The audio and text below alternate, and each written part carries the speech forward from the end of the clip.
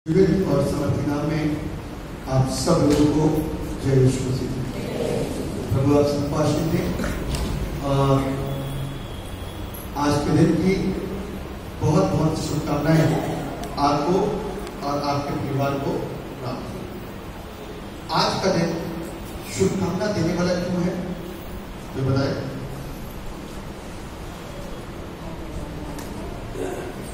आज का दिन शुभकामना देने वाला दिन क्यों है? जी,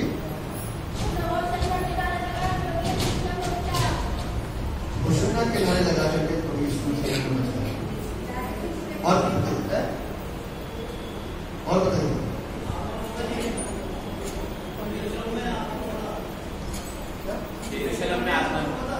यरूशलेम में आगमन हुआ था।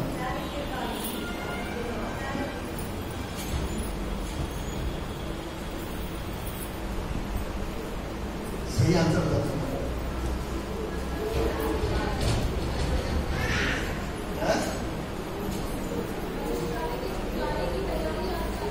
हाँ, मनुष्य जाति के छुटकारे की और उद्धार के प्रबंध आज से शुरू हुआ, इसलिए आनंद की बात है। और लोग जो प्रभु यीशु मसीह का स्वागत कर रहे थे, मैं बात कर रहा हूं। इससे पहले कि हम लोग वचन में आगे बढ़े, हम लोग दुआ दरगदान हम धन्यवाद देते हैं आज के सुंदर दिन जो आपको दिया। और दर्द का परमेश्वर, हम वैसे ही आनंदित हैं जैसे उस दिन लोग आनंदित थे। हम वही भीड़ है जैसी भीड़ उस दिन वहां पर थी, लेकिन हम आपसे दुआ करते हैं कि हम वैसे ना बने जिन्होंने आपको ठुकराया और आपको क्रूस चढ़ाने वालों के संग मिल करके अपना संग। तो प्रभु हम ऐसी भीड़ ना बने, ऐसी भीड़ बने जो प्रभु के लिए जीवन की अंतिम सांस तक मरने के लिए तैयार हो और उस सत्य को जानने और स्वीकार करने के लिए हम उसके उस दिन को स्मरण करके दुखी बेशक हो कि हमारे प्रभु को दुख दिया गया, लेकिन आनंदित इस बात से हो कि आज दुख मनाने का समय नहीं, खुशी मनाने का समय। कि यीशु मसीह अब क्रूस पर नहीं, उस स्वर्ग में पिता के दाहिनी ओर विराजमान है और वो हमारे लिए वो प्रबंध करके जा चुका है। बस अब हमको उसके बताए हुए मार्ग पर आगे चलना है और उसकी शिक्षा का सही मायने में अनुसरण आप दया करिए। सब सुनने वाले हर एक श्रोतागण ध्यानपूर्वक सुने और अपने आप को पूरी विधि से परमेश्वर के वचन को ग्रहण करने के ध्यान याद करिए, चीज पर याद करिए।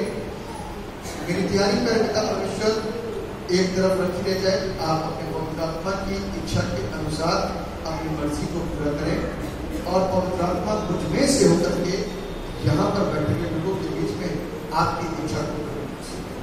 प्रभु अपने आप को आपके हाथों में सौंपते हैं, अपनी जुबान को प्रभु आपके नियंत्रण में सौंपते हैं और अपने शरीर को प्रत्येक बॉडी लैंग्वेज को प्रभु आपकी मर्जी के अनुसार प्रभु छोड़ देते हैं कि प्रभु अपनी इच्छा के अनुसार पूरी देह को इस्तेमाल करना और इस जुबान को इस्तेमाल करना। महिमा हर एक बात से आपको मिले, आपका नाम ऊंचा हो और आपका नाम मिले यीशु के नाम से।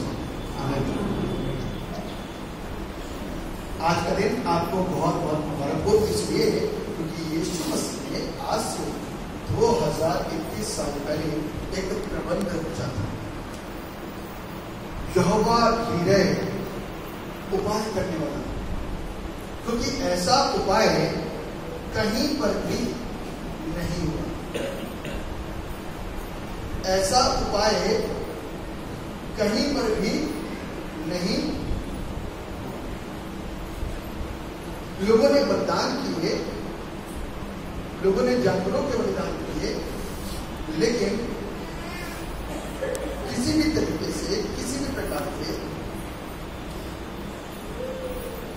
को आजाद करने जैसी बातें सोच में कहीं से कहीं तक आई ही नहीं।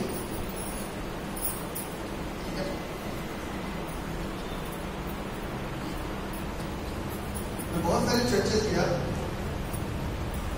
कहीं की आराधना इतनी सामर्थ्य होती है कि इंसान, हर एक बंदा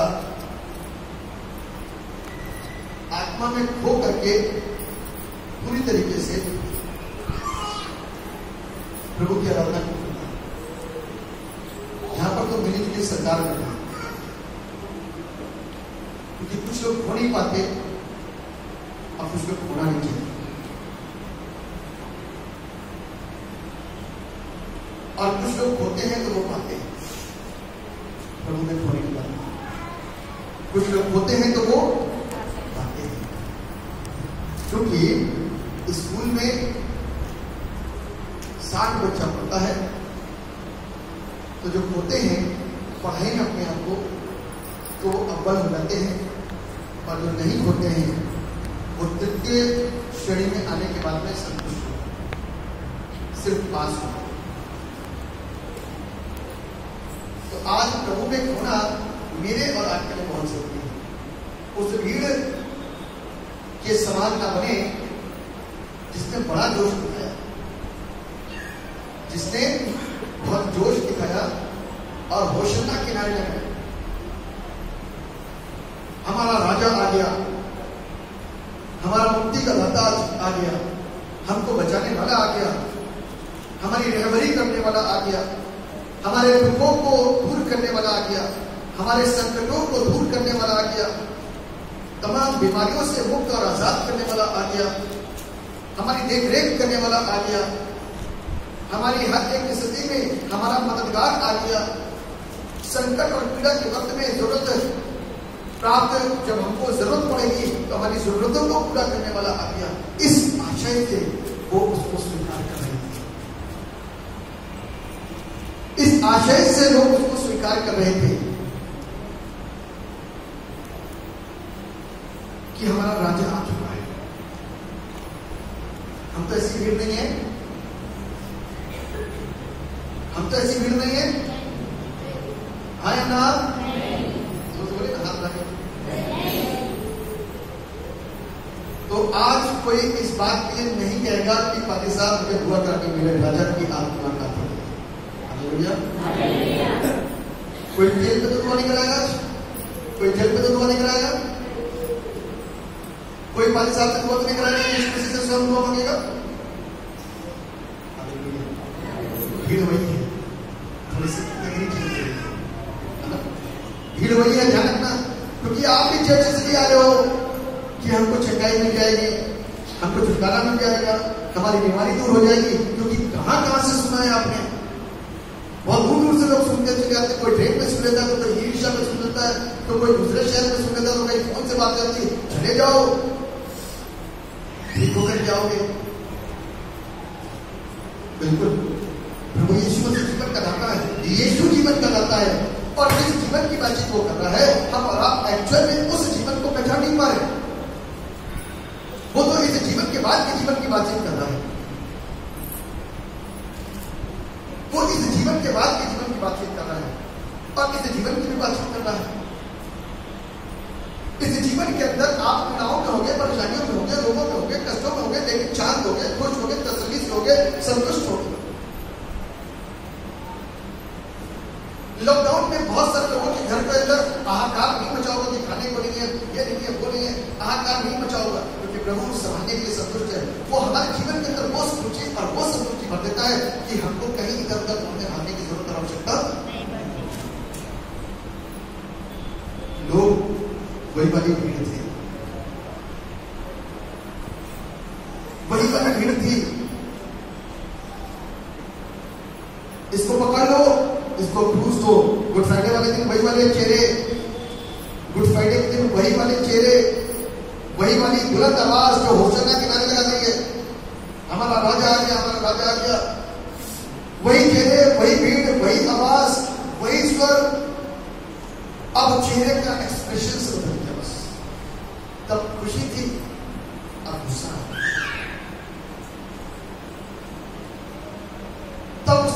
जीवन चाह रहे थे, अब उसके जीवन को नष्ट करना चाहते, तब उससे जीवन चाह रहे थे अपने लिए कि हमारा बचाने वाला हमारा प्रभु आ गया, अब लेकिन उसके जीवन को नष्ट करना चाह रहे, उस भीड़ के प्रभाव में बढ़ गए, कहीं हमको कोई पहचान न ले कि हम भी उस चर्च जाते हैं, हम भी मिले हैं। आज स्वर बदल गए कि इसको क्रूस दो, इसको क्रूस दो, इसको क्रूस दो। और प्रभु यीशु मसीह क्रूस पर चढ़ने के बाद में सबसे पहली बात कहते हैं, हे पिता इन्हें माफ कर, इस भीड़ को माफ कर जिसने अभी 5 दिन पहले इस बात को बोला कि हमारा राजा आ गया। हे पिता इन्हें माफ कर, क्योंकि ये नहीं जानते कि क्या करते हैं, क्योंकि जिस चीज को लेने के लिए मैं इनके पास आया हूँ, उस चीज को ये उन आंखों से देख नहीं पा रहे, उन कानों से सुन नहीं पा रहे, उस बुद्धि से समझ नहीं पा रहे।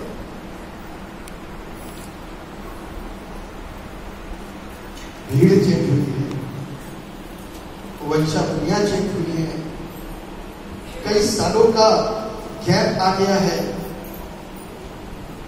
स्वरूप बदल गए हैं, वस्त्र बदल गए हैं, वातावरण बदल गया है, जलवायु बदल गई है, खान पान बदल गया है, उठना बैठना बदल गया है, वस्त्रों के अंदर चेंजेस आ गए हैं, गांव से शहरों में आ गए हैं,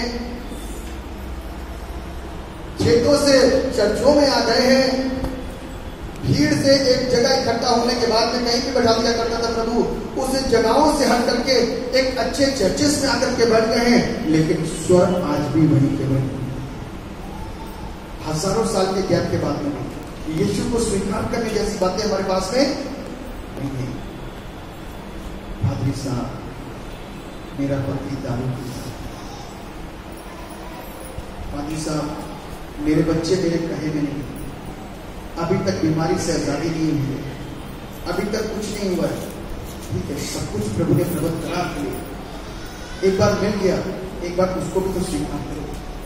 जो कोई मेरे पास आएगा वो नाश नहीं होगा परंतु ये प्रॉमिस है उसका, ये उसका प्रॉमिस है, जो कोई मेरे पास आएगा वो नाश नहीं होगा परंतु अनंत जीवन प्राप्त करेगा।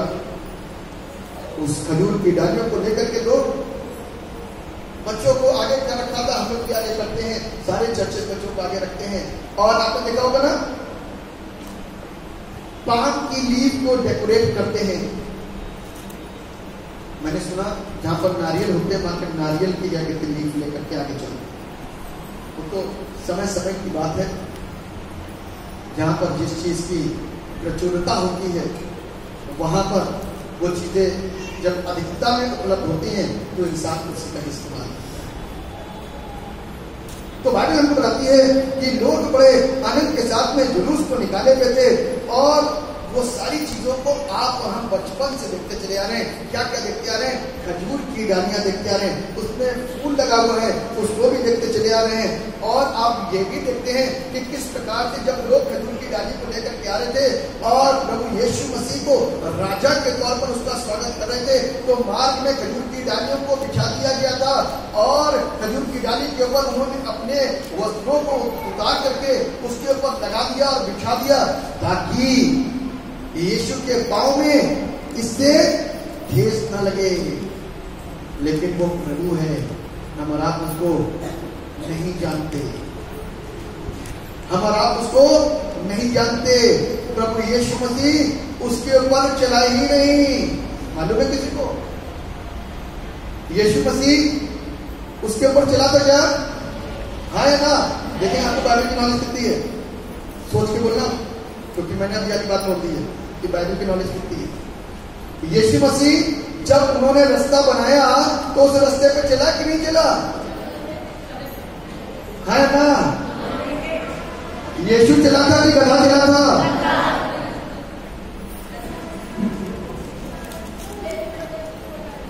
हालेलुया। अब कैसे ये भीड़ बदल गई है? अभी तो एक स्वर निकल रहे थे, चला था चला था चला था, अब जैसे गधा आ गया तो गधा चला था। कौन चला था? अजी हाँ, जाकर के उनको बोल दो वो प्रभु को उसका प्रयोजन है। प्रभु को बोला था ना, जाओ जाकर के बोलो कि प्रभु को उसका प्रयोजन सवारी करनी थी। अजीब सी बात है। वहां तो एक राजा आ रहा है, वो राजा का स्वागत कर रहे हैं। राजा काहे पे आता है? ऊंटों पे होकर सवार, घोड़ों पे होकर सवार, रथों पे होकर सवार, राज मुकुट लगाए हुए। राजा तो ऐसे ही आता है। लेकिन ये कौन सा राजा है जो गधे पर बैठ के चला आ रहा है? शांति का राजकुमार। हालेलुया। पूरे दुनिया के अंदर शोर था और वो शांति देना चाह रहा था। सारी दुनिया में हाहाकार था, वो उनके जीवनों को संतुष्ट करना चाह रहा था। सारी दुनिया के अंदर एक विशेष प्रकार की मांग थी, उनकी मांग को बस थोड़ा सा ट्विस्ट करना चाह रहा था, थोड़ा सा दिशा दिखाना चाह रहा था, ताकि लोग उस दिशा को देख लें और बस सच्चाई के पीछे चलें। क्योंकि आपने यीशु को नहीं देखा, इसीलिए प्रॉब्लम हो रही है, इसीलिए स्वतंत्रता हमारी जिंदगी के अंदर आ नहीं पा रही। बाइबल हमको सिखाती है कि तुम सत्य को जानोगे, सत्य तुमको आजाद हो पा रहे क्या? आजाद हो पा रहे क्या? खुद ही बता दीजिए, आजाद है क्या? आजाद है। Hallelujah, very good. सबने कहा हाँ। हाथ नहीं उठा तो आजादी है। आजादी में हाथ नहीं उठा, यदि ये बोला जाए कि भारत देश आजाद है तो हाथ खड़े जाएंगे, हाथ ही आजाद है। लेकिन जब पूछा जाए क्या हम आजाद हैं, तो हाथ नहीं खड़ा होगा, क्योंकि पाकिस्तान से दूसरा पहले लगते हैं।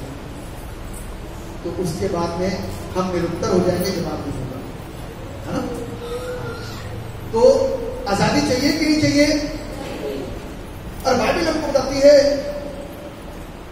बड़ी खूबसूरत सी बात बताती है कि यहूदियों के पर्वों में एक विशेष पर्व यह भी था, लोग बड़े आनंद के साथ में इसको मनाया करते थे, बड़ी खुशी के साथ में इसको मनाया करते थे। तब प्रभु भी इस पर्व को मनाने जा रहे थे और लिखा हुआ है, एक बाइबल रेफरेंस खोल लीजिए मेरे लिए।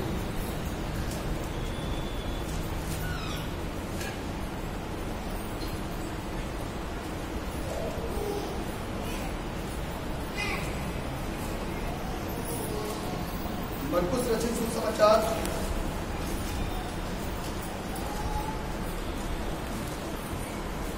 इसका सही, मरकुस रचित सुसमाचार का 11वां अध्याय और उसके दूसरे पद में पढ़िए। सामने के गांव में जाओ। चेलों को बोला सामने, चलो पहले पद से पढ़ो। जब यरूशलेम के निकट जैतून पहाड़ पर बैतफगे और बैतनिय्याह के पास आए, तो उसने अपने चेलों में से 2 को कहकर भेजा। यह कहकर भेजा, सामने के गांव में जाओ। सामने के गांव में जाओ। और उसमें पहुंचते ही एक गद्दी का बच्चा, एक घोड़े का बच्चा है, एक गधी का बच्चा जिस पर कभी कोई नहीं चढ़ा, जिसमें कभी कोई नहीं चढ़ा, बंधा हुआ मिलेगा, उसे खोल लाओ। यदि तुमसे कोई पूछे यह क्यों करते हो, तो कहना प्रभु को इसका प्रयोजन है। तो कहना कि प्रभु को इसका प्रयोजन है। प्रभु ने मांगा है, प्रभु को इसका प्रयोजन है, प्रभु की मांग है, प्रभु को इसका प्रयोजन है, प्रभु को इसका प्रयोजन है, प्रभु को इसका प्रयोजन है, प्रभु को इसका प्रयोजन है। यदि आज चाहते हैं कि प्रभु की सवारी गधे पर हो, क्योंकि गधा जो था इस बात को समझा रहा है कि वो शांति को लेकर के जा रहा है। यदि कोई अपने आप को इस तरीके से छोटा बनाएगा तो प्रभु उसके साथ में चलेगा। घोड़ा, ऊंट और गधा, तीनों में क्या फर्क है मालूम है? हंसी तो आएगी,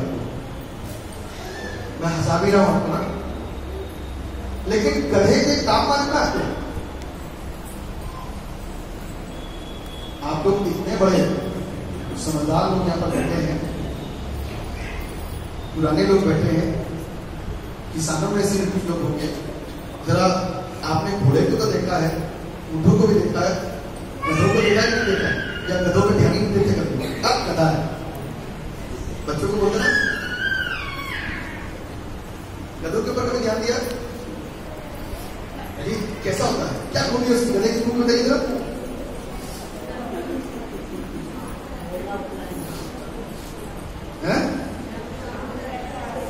शांत रहता है, अपना मालिक उसके ऊपर जितना भी बोझ डाल दे, बेचारा चुपचाप सहता रहता है, मार भी खाता रहता है, चलता रहता है, चाहे बारिश हो रही हो, चाहे ठंड लग रही हो, चाहे गर्मी हो, लेकिन अपने मालिक के बोझ को उठा करके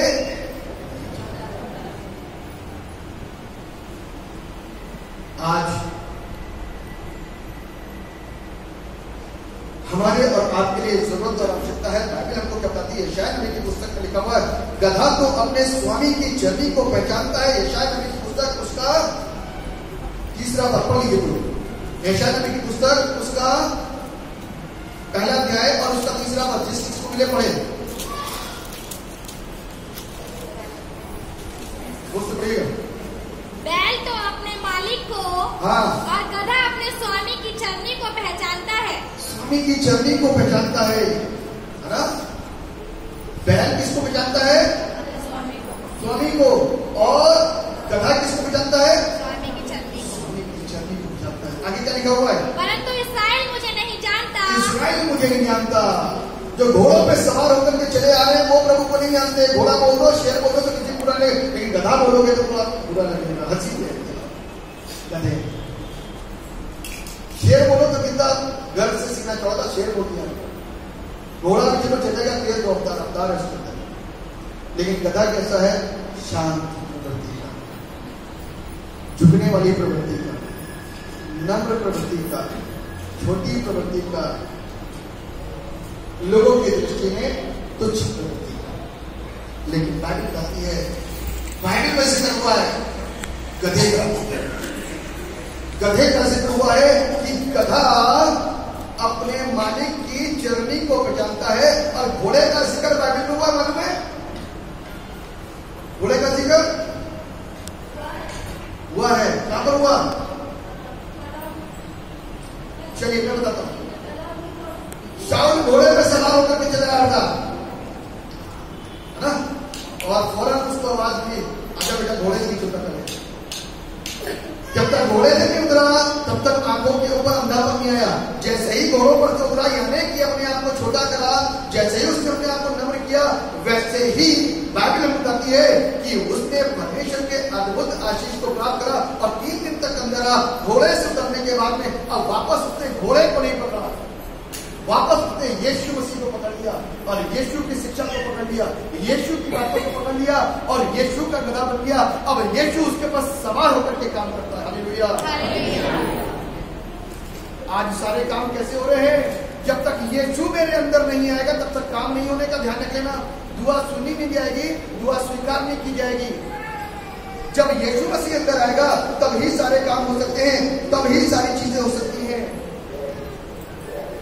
इसीलिए यीशु मसीह का हमारी जिंदगी के अंदर आना मेरे और आपके लिए बहुत ही जरूरी है। अय्यूब की पुस्तक यदि आपने पढ़ी होगी तो वहां पर लिखा हुआ है कि मनुष्य जन्म ही से जंगली गधे के बच्चे के समान होता है। कौन कह रहा है? बाइबल कह रही है मनुष्य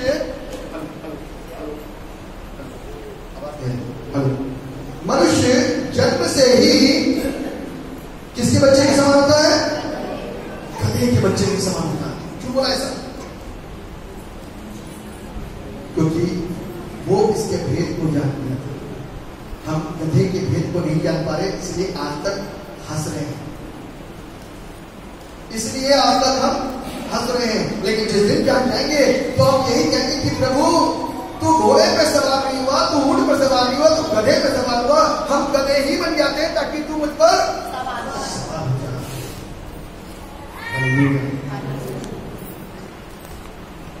यदि प्रभु के लिए गधा बनना पड़े तो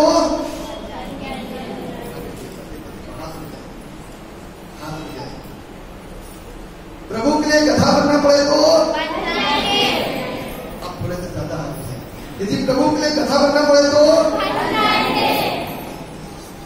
अभी बहुतों के हाथ नहीं होंगे। यदि मैं बन जाऊं तो फिर सारे हाथ नहीं आएंगे ना। पानी साहब बन गए है ना, पानी साहब बन गए तो हम भी बनेंगे, कोई दिक्कत नहीं।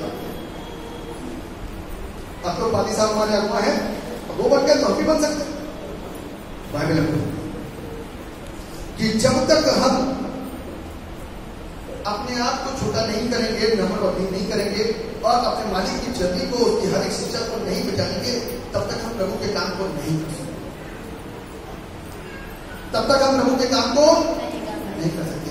और हम और आप यहाँ पर टाइम के घंटा में काम करने के लिए, काम करवाने के लिए आप तो काम करवाते हो ना, बारिश पूरा कर दो, अब इस बच्चे के लिए कर दो, अभी दूसरे बच्चे के लिए कर दो, अभी तीसरे बच्चे के लिए कर दो, अब मेरे पति के लिए जो नहीं आया उसके लिए घर पे कर दो, अब मेरी सास जिसकी क्या कहते हैं दिक्कत उसके लिए कर दो। आपको भी करना है, आपको भी करना है और करवाना भी है, क्योंकि यीशु मसीह के विषय में बाइबल में क्या लिखा हुआ है? यीशु मसीह के बारे में लिखा हुआ है कि वो सेवा करने नहीं, सेवा कराने नहीं, सेवा करने के लिए है। हेलो, सेवा कराने नहीं, सेवा करने के लिए आया था। आपको याद होगा मॉर्निंग थर्सडे का दिन होता है जिस दिन, उस दिन प्रभु यीशु मसीह ने अपने शिष्यों के पैरों को धोया। कोई धो सकता है क्या?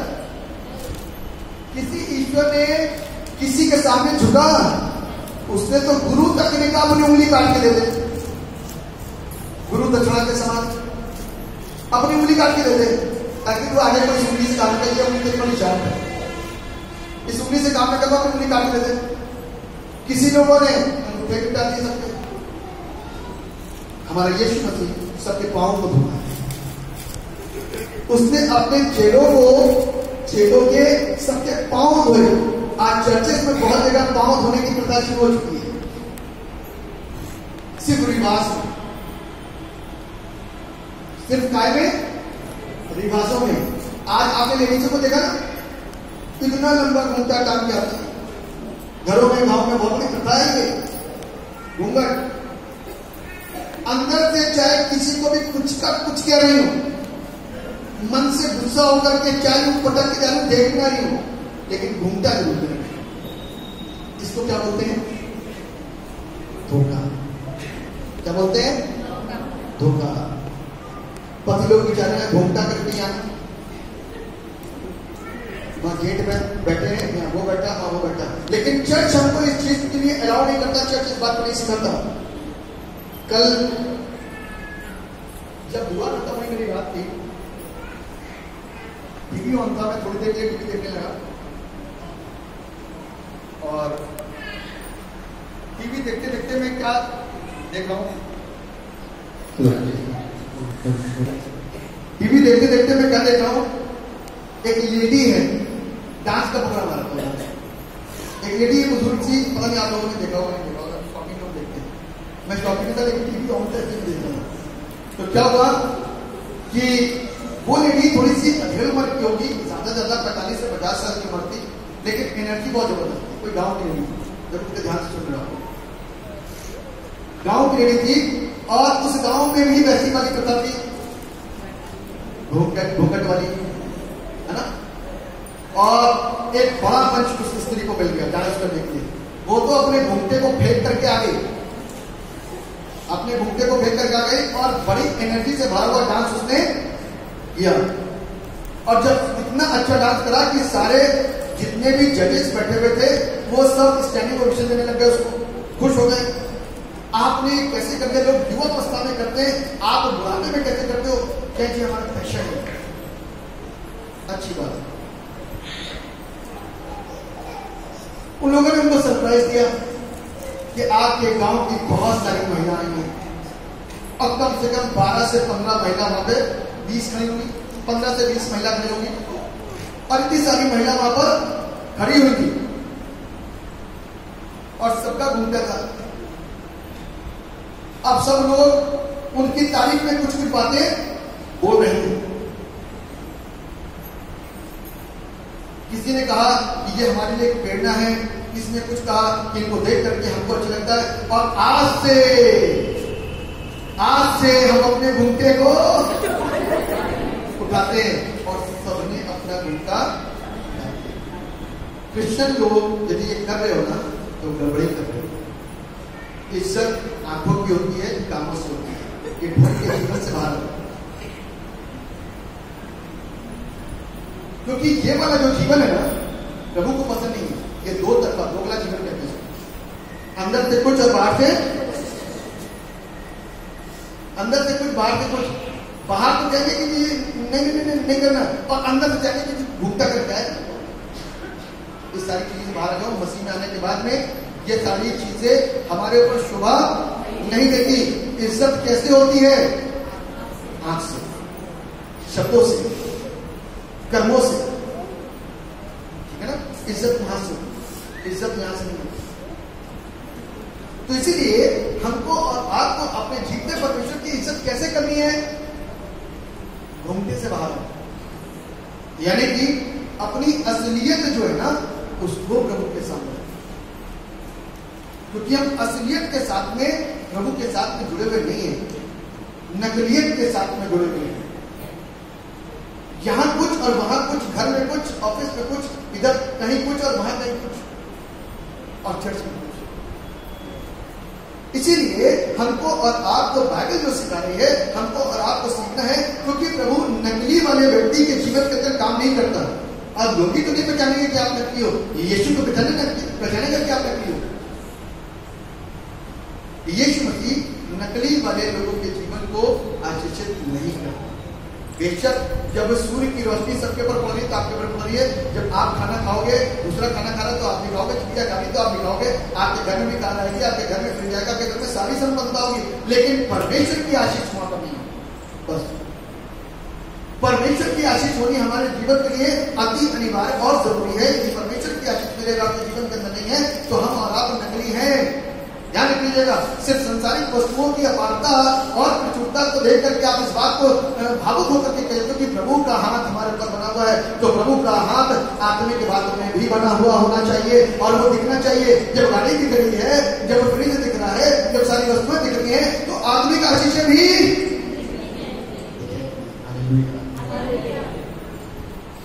क्योंकि शर्म करने वाला इंसान परमेश्वर के राह में नहीं पहुंचेगा। यदि प्रभु से शर्माएंगे तो प्रभु कहता है कि मैं भी तुमसे शर्माऊंगा, और हम नहीं चाहते कि प्रभु हमसे और आपसे शर्माए। प्रभु हमको और आपको अपनी जिंदगी के अंदर क्या करे? बहुत आज की तारीख में प्रभु यीशु मसीह चरनी में जन्म लिया, गणरियों को बुलाया, छोटा छोटा सा सारा काम करते करते करते करते करते करते कहता है मैं जगत के मूर्खों को चुन लेता हूँ, जगत के तुच्छों को चुन लेता हूँ, जगत के तिरस्कृत लोगों को चुन लेता हूँ, ताकि वो परमेश्वर के काम को आगे बढ़ाएं, ताकि वो परमेश्वर के काम को आगे बढ़ाएं। और आज की तारीख में ऐसे बहुत सारे लोग आ रहे हैं जो जिन्होंने प्रभु यीशु मसीह के मार्ग को ठुकरा रखा था, जिन्होंने प्रभु यीशु मसीह से बहुत ज्यादा नफरत थी, जिनको प्रभु यीशु मसीह से बहुत ज्यादा जलन थी, उनकी गवाहियां आज बदल रही हैं, उनकी जिंदगियां आज बदल रही हैं, उनकी सोचें आज बदल रही हैं। जो लोग कुछ पढ़े लिखे नहीं थे लेकिन परमेश्वर के वचन को वो सीख चुके थे, उनकी सोचें आज प्रभु ने बदल डाली, गधा बन गए। उन्होंने अपने जीवन को कहां दे दिया? प्रभु के चरणों पर। प्रभु कहता है कि इसने वो मार्ग प्राप्त कर लिया है, इसने वो स्थान चुन लिया है जो इससे कभी छीना। आज व्यक्तियों आज हमको और आपको वो स्थान चुनना है स्वतंत्रता के साथ में। जब प्रभु यीशु मसीह यरूशलेम के मंदिर के अंदर पहुंचा तो वहां पर क्या देखता है कि उस मंदिर में क्या हो रहा है? व्यापार। क्या हो रहा था? कैसा व्यापार था? मालूम आपको कैसा व्यापार था? जी, बेचना खरीदना, बिल्कुल। हाँ, बेचना खरीदना, बिल्कुल ठीक कह रहे हैं आप। बेचना खरीदने का काम हो रहा था और उसके अलावा अशुद्ध चीजों की भी एंट्री हो रही थी वहां। उसके अलावा अशुद्ध चीजों की भी एंट्री वहां पर हो रही थी, क्योंकि जानवर के जो बलिदान हुआ करते थे वो अशुद्ध जानवरों के, बेऐब जानवरों के, दाग वाले जानवरों के नहीं हुआ करते थे। वो सही जानवरों का बलिदान चढ़ाया करते थे और वहां पर इस प्रकार के जानवरों को भी उपलब्ध करा करके बलि के लिए दे दिया जा रहा था। वहां पर व्यापार हो रहा था। कम पैसे की चीजों को अधिक पैसों में बेच करके वहां पर इस चीज का व्यापार का काम चल रहा था। प्रभु यीशु मसीह ने इस चीज को देख करके कहा कि मैं तुम्हारे इन कामों से नफरत करता हूं। ये परमेश्वर का भवन है और परमेश्वर का भवन डाकुओं की खोन नहीं है। परमेश्वर का भवन किस चीज के लिए बना है? प्रार्थना करने के लिए। और तुमने इस भवन को कैसा बना दिया है? डाकुओं की खोन। आज तुमने परमेश्वर के भवन को कैसा बना दिया? डाकुओं की खोन। आज हमको और आपको कोई बताएगा कि मेरे अंदर की डाकू की खोन क्या क्या है? और प्रभु का कलाम कहता है कि तुम्हारा हृदय परमेश्वर का मंदिर है। और ये मंदिर कैसा होना चाहिए? प्रार्थना का मंदिर होना चाहिए। लेकिन तुमने इसको कैसा बना दिया है? डाकुओं की खोन। तुम्हारा हृदय कैसा है? परमेश्वर का मंदिर है। और परमेश्वर के मंदिर को कैसा होना चाहिए? प्रार्थना का घर होना चाहिए। लेकिन तुमने इसको कैसा बना रखा है? डाकुओं की खोन बना रखा है। मेरे प्रियो, आज की तारीख में हमारा इस घर के द्वारा प्रार्थना नहीं करेंगे तो क्या पैदा होगा? मालूम है क्या पैदा होगा? एक वर्ष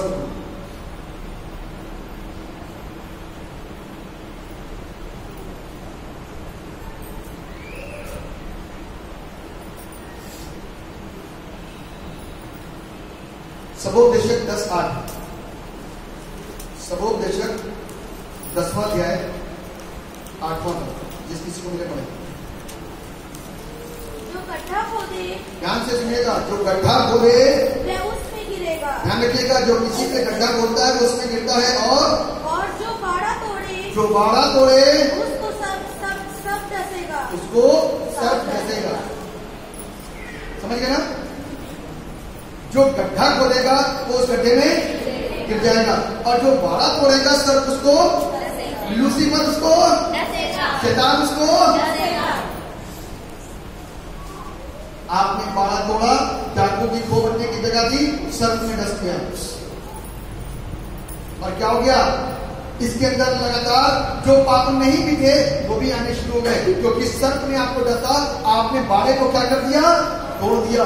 अपने बाड़े को क्या कर दिया? तोड़ दिया। ध्यान रखना, जब तक बाड़ा रहता है तब तक शैतान हमको छू नहीं पाता, वो उसकी मजबूरी। लेकिन जैसे ही बाड़ा हटता है वैसे ही शैतान हमको डसने को तैयार होता है, वो उसकी ताकत है। आलसी नहीं है शैतान। शैतान आलसी नहीं है। अय्यूब का बाड़ा नहीं तोड़ पा रहा था, और अय्यूब बाड़ा नहीं तोड़ता था क्योंकि उसके बाड़ा ना तोड़ने की वजह दिखाई दे रही थी। लिखा हुआ है कि सारे बच्चे जो उसके थे आपस में भोजन करने जाया करते थे, कहीं धोखे से कोई अपराध ना हो जाए, तो लगातार प्रार्थना करता था और प्रार्थना किया करता था और इन सारी चीजों की शुद्धता को कराया करता था। इसीलिए आज की तारीख में फैमिली के अंदर फैमिली प्रेयर होनी बहुत जरूरी है, वरना बाड़ा टूटा तो सर्प, बाड़ा टूटा तो सर्प डसेगा। और सर्प डसने से क्या होता है मालूम है? बुरा होता है, अच्छा नहीं होता। सर्प के सर्प क्या होता है? इंसान मरता है। सर्प के डसने से क्या होता है? इंसान मरता है। जब हमारे पापा बीमार पड़े थे बेड में, वहां पर एक सांप कटा केस है और हट्टा कटा लाता लंबा चौड़ा। मैं सोचता हूँ कैसा कोई नहीं होगा यहाँ पे, और लंबा चौड़ा बिल्कुल गांव के अच्छे अच्छे तगड़े तगड़े होते हैं वैसा लगता है, खूब लंबा चौड़ा। और क्या पता चला कि उसको रास्ते से लेकर के आए थे, 4 घंटे से लगा उसको रास्ते में लाने में, और उसके सांप ने काटा था। और जब उसको लेकर के आए, उसको हमने पहली बार देखा कि किस प्रकार का स्थिति में वो था, और उसको कैसे कैसे उसको इंजेक्शन दिए गए, कैसे कैसे उसके साथ में फॉर्मिंग की जा रही थी, सब लोग देख रहे थे। और अनंता ये हुआ कि सांप का डसा, शैतान जब डसेगा ना तो बचो में, शैतान जब डसेगा तो हम और आप बच नहीं सकते। शैतान कब डसेगा? जब बाड़ा टूटेगा। बाड़ा कब टूटेगा? जब ये परमेश्वर के मंदिर को मैं और आप इसके साथ में खिलवाड़ करेंगे, तब क्या होगा? ये क्या बन जाएगा? ये सांप के डसने का एक स्थान बन जाएगा, और इसके अंदर सारी वो चीजें जो उसके विष के अंदर पाई जाती, जो हमको मारती हैं, वो सारी चीजें मेरे अंदर प्रवेश करेंगी, और मेरा और आपके जीवन का अंत यानी कि आत्मिकता का हो जाएगा। हम प्रभु से दूर चलते चले जाएंगे, और हमारी जिंदगी प्रभु से बहुत ज्यादा दूर हो जाएगी, और वो इतनी दूर चली जाएगी, इतनी दूर चली जाएगी कि हम और आप ध्यान रखिए नरक तक पहुंच जाए। बस सिर्फ इशारा देने की जरूरत होगी।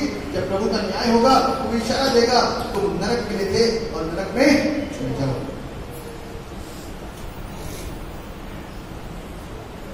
टूटा तो सांप ने इस वाले को टूटने मत दे, क्योंकि परमेश्वर का घर प्रार्थना का घर है। और परमेश्वर का घर कहाँ है?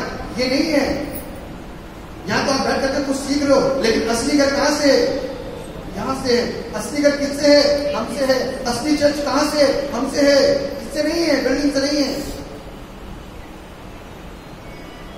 एपिफनी चर्च ये बिल्डिंग, एपिफनी चर्च का सदस्य कौन है? क्या ये बिल्डिंग है? Who are the member of the Epiphany Church? You are the member of the Epiphany Church. You are the member. आपकी पहचान, आपके चर्च की पहचान किससे होगी? आपसे होगी, बिल्डिंग से नहीं होगी। बिल्डिंग को छोड़ दो 100 दिन के लिए, जाले आ जाएंगे, कोई आना पसंद नहीं करेगा। जो बड़े मजे से आप ताला खोल करके बड़े मजे चले आते हैं, यहां पर आपको सब कुछ ऐसा दिखाई देगा तहस नहस कि पता भी नहीं चलेगा। जब सब कुछ रनिंग में है तब यहाँ पर गिलहरियां अपना घर बना लेती हैं। जब रनिंग ही खत्म हो जाएगी तब मकड़ियां भी आएंगी और भी सारी चीजें आएंगी और ये पूरा निकाल जाएगा। लेकिन जब तक हम जीवित रहेंगे तब रनिंग में रहेंगे। यदि इसको मैंने संभाल लिया तो ध्यान रखना कोई प्रॉब्लम नहीं रहेगी। यदि ये बिगड़ गया तो सारे जंजाल में हम और आप फंस जाएंगे, क्योंकि सब हमको दस देगा। इसलिए परमेश्वर का घर प्रार्थना का घर होगा। और हिजकिय्याह ने प्रार्थना करी, प्रभु मुझे माफ कर दे, मैं तो तेरा दास हूं। प्रभु ने माफ कर दिया। हन्ना ने कहा प्रभु मुझे पुत्र दे दे, प्रभु ने उसको पुत्र दे दिया। कितने लोगों ने प्रार्थना करी, प्रार्थना से मिला। तुम्हारा घर प्रार्थना का घर होगा, मेरा घर प्रार्थना का घर होगा। मेरा घर कहाँ है? यहाँ है, बिल्डिंग नहीं है। क्योंकि बिल्डिंग में आने से आपको कुछ नहीं मिलता है। जब यहाँ लोग खड़े होते हैं तब यहाँ आत्मा बहता है। जब आराधना होती है, प्रभु आता है, तब आत्मा बहता है। खाली बिल्डिंग के अंदर प्रभु यहाँ नहीं आने वाला। मैं और आप आज की तारीख में उस परमेश्वर की वेदी के वो एक्टिव रिप्लेसमेंट है जो कहीं नहीं मिलने वाला। हालेलुया। नहीं समझे? नहीं समझे? कितने लोग समझे? चर्च वाले लोग समझे? नए वाले तो समझ ही नहीं सकते। नए वाले नहीं समझ सकते, हाथ नीचे करना। चर्च वाले लोग समझ सकते यदि बाइबल पढ़े। पुरानी पीढ़ी से जो निकल करके आए वो लोग समझ सकते हैं यदि बाइबल पढ़े। मैंने क्या बोला? मैंने कहा परमेश्वर का जो जन है वो परमेश्वर की उस वेदी का बेटर रिप्लेसमेंट है, एक्टिव रिप्लेसमेंट है। समझे क्या? बाइबल नहीं पढ़ी, यह समझिए। परमेश्वर की जो वेदी है, आज आप उसको बड़ा पवित्र मानते हो। इसकी पवित्रता कहां से आई है आपको मालूम है? जब वाचा का संदूक था ना, वाचा के संदूक में पवित्रता थी। वाचा के संदूक में रोटी थी जो यीशु को दर्शाती है। वाचा के संदूक में हारून की छड़ी थी जो पवित्र आत्मा को दर्शाती है ना। और वाचा के संदूक में क्या था? 10 आज्ञाएं जो परमेश्वर को दर्शाता है। तो एक परमेश्वर की प्रेजेंस वहां पर थी। और वाचा के संदूक को कोई छू लेता था ना तो मर जाया करता था। उसमें से सामर्थ बाहर करती थी। आज वाचा के संदूक से सामर्थ नहीं, परमेश्वर ने अपने दासों और दासियों को सामर्थ्य बना दिया है। जो कोई छू लेता है तो समझ लेना कि वो आग की तरह पूरी रीति से भर जाता है। हालेलुया।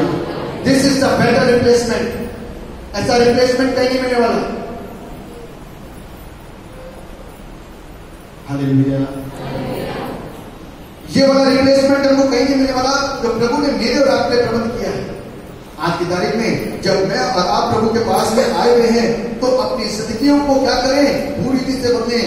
एक प्रभु के लिए छोटे से गधे बन जाएं।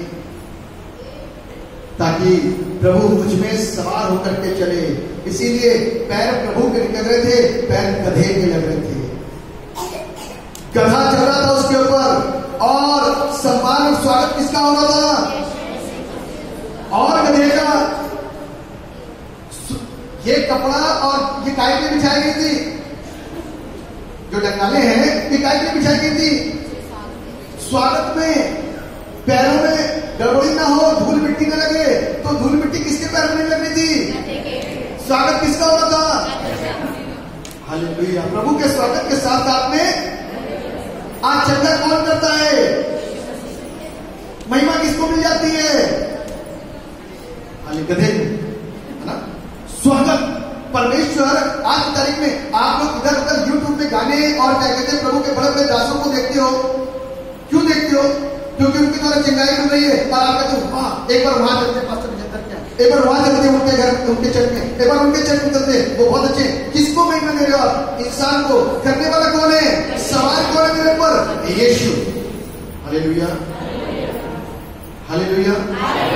जो कोई प्रभु के लिए अपने आप को छोटा करेगा वो आशीषित होगा। जो कोई अपने आप को प्रभु के लिए खाली करेगा वो आशीषित होगा। जो कोई अपने आप को गधा बनाएगा, अपने मालिक की चरनी को पहचानेगा, अपने मालिक की योजना को पहचानेगा, तो वो आशीषित होगा। स्वागत उसको मिलेगा, सम्मान उसका होगा, महिमा उसको मिलेगी जो परमेश्वर के लिए काम करेगा। हालेलुया। जबरदस्ती का जोश पैदा मत करें। तो हा हुड्डा करते हैं लेकिन काम कुछ नहीं करते। वो वाला जोश पैदा करें जो मसीह में कभी नहीं मरने वाला। वो वाला जोश पैदा करिए जो मसीह में कभी भी खत्म नहीं होगा। तब हमारा आशीष परमेश्वर इस वचन के द्वारा हम सबको आशीष होगा। जीवित और समर्पित होता परमेश्वर, हम आपको धन्यवाद देते हैं। आपके तमाम आशीष होगा जो आपने सबको दिखाते हैं। सबको बरकत दीजिए, अपनी महिमा का इस्तेमाल। हम सब का परमेश्वर आपके लिए वो छोटा बनना चाहते हैं, उस गधे के समान बनना चाहते हैं जिसकी शान बढ़ गई यीशु मसीह के बैठने के बाद में, जिसकी इज्जत बढ़ गई प्रभु यीशु मसीह के बैठने के बाद में, जिसको छुटकारा मिल गया। क्योंकि प्रभु ने बोला जाओ उसको लेकर के आओ, तो क्या कोई कहे तो कहना प्रभु को उसका प्रयोजन है। आज मुझको और आपको प्रभु ने छुटकारा दिलाया है। हम बंधे हुए थे उस गधे के बच्चे के समान। प्रभु हमको छुटकारा लेकर के आया, छुटकारा दिलाया, आजाद किया, हमको बुलाया, आज हमको इज्जत दी। यदि आज जो कोई अपने आप को छोटा बनाएगा वो परमेश्वर के राज्य में बड़ा कहता है। प्रभु हम सबको आशीष दीजिए। इस वचन से प्रभु हम और हमारा ये पूरा परिवार प्रभु आशीष पाए और आपके नाम को धन्यवाद। धन्यवाद पिता कि आपने मेरी प्रार्थना यीशु मसीह के नाम से